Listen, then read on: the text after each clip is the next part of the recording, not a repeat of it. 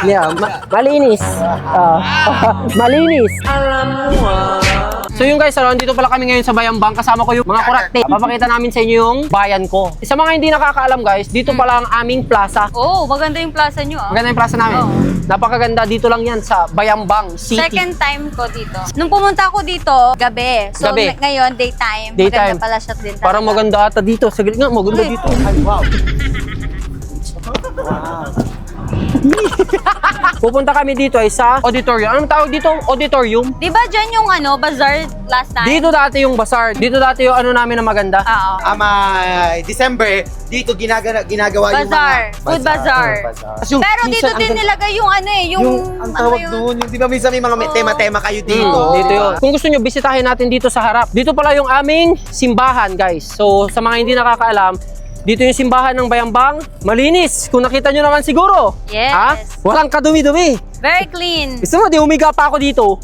Yeah, malinis. Malinis. Walang bahid ng dumihan, bes. Iikot tayo dyan ay. Papakita ko kung saan ang mga paradahan ng tricycle. Tricycle. Plakado. Alam mo ba yon? Hindi pa, saan ba banda yun? Dito. Dyan lang ba? Andito Dito ka lahat. lang. Andito lahat ang paradahan ng tricycle. Kagwapo, nanayam Pero may food bazaar. Nanayar ka na dyan. Nanayam. Nanayam. Ayam, May antik. taga dyan may X2. Aha! Unap. Kadaon lang kami dyan. Ititila to dito na para dahil tricycle. Ah, Tamang palingkin dito na. pakita mo ang paradahan. Iba't Dami. iba yan. Toda yan. Yan ang mga toda. Toda ng Bayambang. Ang ganda ng Royal Mall nyo oh. Andito pala ang aming pinakamamahal na si Dr. Jose Rizal.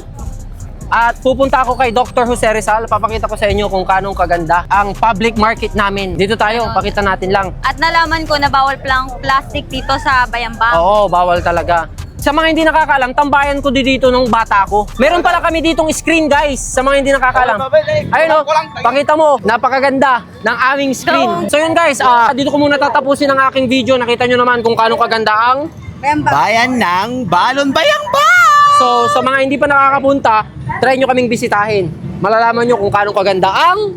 Bayan ng Balon Bayangba!